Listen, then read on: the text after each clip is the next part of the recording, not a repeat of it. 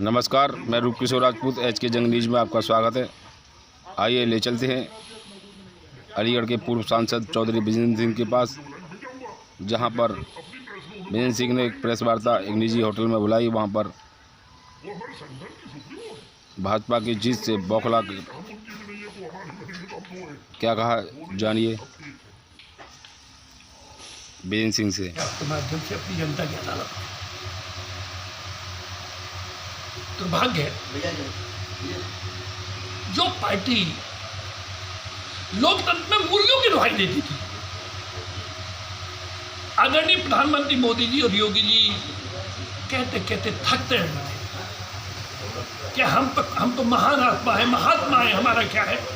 लेकिन इन पंचायतों के चुनाव में धनबल और सत्ता के दुरुपयोग की पराकाष्ठा भी टूटी। उदाहरण के तौर पर अलीगढ़ है, आम जनता ने 9 सदस्य भारतीय जनता पार्टी के जिताए 47 में। अब वो 38 कैसे हो गए, इन पर कौन सी जादू की चली थी? बताएं अलीगढ़ की जनता को कि 38 किस तरीके से हो गए उनके पास में। ये केवल, और अब कहते कहते नहीं थक रहे हैं, फिर जनता गुमराह करने की कोशिश कर रहे हैं कि ये 2022 की विधानसभा चुनाव का सेमीफाइनल है। अरे सेमीफाइनल तो आम जनता के वोट से किया जाता है। अभी पूरे उत्तर प्रदेश में जो पंचायतों के सदस्य जीत के आए थे, उस संख्या में समाजवादी पार्टी 60% आगे थी। वो सेमीफाइनल था। ये वोटों को उठा के, मुकदमे कायम करके, प्रलोभन दे के, लालच दे करके, मकान तोड़ के, बिल्डिंग तोड़ करके, बह व्याप्त करके, ये पराकाष्ठा तोड़ करके जो चुनाव के अध्यक्ष की कुर्सी जीती है, क्या इनको सेमीफाइनल करना चाहते हो?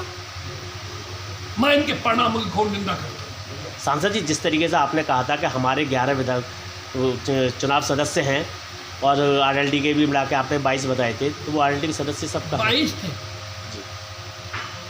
22 थे और हम स्पष्ट चुनाव जीत रहे थे। एक तो देखिए, मुझे कहने में संकोच नहीं है, उस पर मैं ज़्यादा कुछ कहना नहीं चाहता।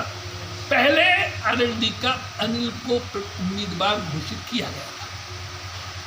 वहाँ ये शराब कांड हुआ, तो दुनिया को पता है जैसा हुआ। उसकी क्या है, पुलिस जांच कर रही है, जो दोषी होगा सजा पाएगा, उस पर मुझे कुछ कहना नहीं है। इतना जरूर कहना है, दिल्ली के भागों ठेका टूटा।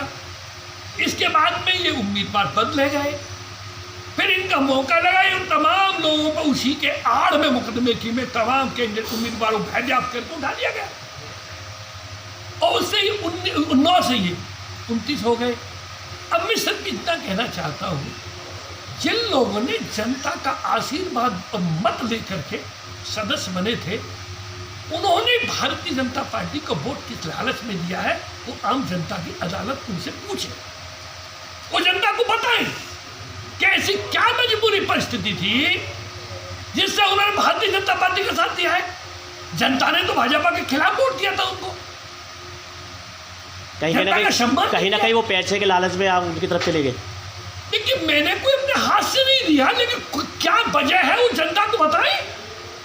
क्या 20 दिन में ही, 15 दिन में ही ऐसी क्या खासियत हो गई थी कि वो भारतीय जनता पार्टी खेमे में नहीं जाना पड़ा? वो खुद उम्मीदवार जनता के हालत को बताएं। इच्छा के खिलाफ भारतीय जनता पार्टी का साथ दिया है, ऐसे लोगों को जनता निश्चित रूप से अपनी भावनाओं से अवगत कराए, जवाब दे। तो वोट कोई मामूली चीज नहीं है। इसे देश के लोकतंत्र में बदलाव लाया जाता है। इसी के दम पे लोकतंत्र जिंदा रहता है। लोकतंत्र के मूल्यों की कीमत है। और इस चुनाव को मखौल बना के छोड़ दिया गया कि जिस भारतीय जनता पार्टी की अलीगढ़ में 47 पंचायत सदस्यों में मात्र 9 सदस्य जीते थे, आज 38 सदस्य पाए हैं। आखिर ये वोट क्या कोई जादू की छड़ी थी उनके पास में, या कोई बहुत बड़ा ऐसा अचीवमेंट हो गया तो वोट दूसरी पार्टियों के भी उनके खेमे में चले गए? आखिर क्या था? अगर नैतिकता है, सिद्धांत है, तो माननीय योगी जी हो चाहे उनके जनप्रतिनिधि को बताएं कि ऐसी कौन सी खासियत थी कि जिला पंचायत के सदस्यों ने उन्हें मत दिया है।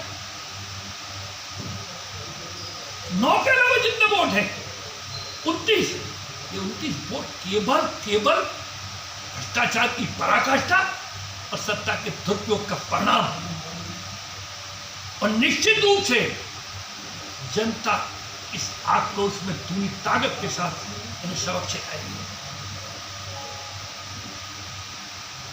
और मैं तो ये भी आपसे स्पष्ट करना चाहता हूं कि जिस तरीके से चुनाव में सहायक नियुक्त किए गए हैं, ये असंवैधानिक,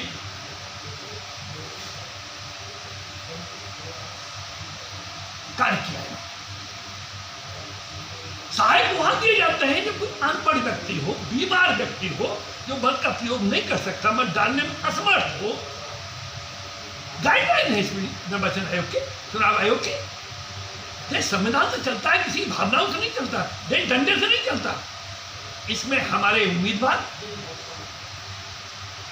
निश्चित रूप से समाजवादी पार्टी और लोक गठबंधन के जो उम्मीदवार है, हाईकोर्ट जाएंगे, सुप्रीम कोर्ट जाएंगे, चुनौती देंगे, और इसका जनता की भावनाओं को आदर करके इन्हें निश्चित रूप से एक दिन शिकस्त मिलेगी। और यही हाल हुआ तो देखिएगा, तो 2022 के चुनाव में जब देश में सरकार समाजवादी की होगी, ये खुद ही छोड़ के भाग के चले आएंगे, क्योंकि इन्हें योग्य नहीं पड़ेगी।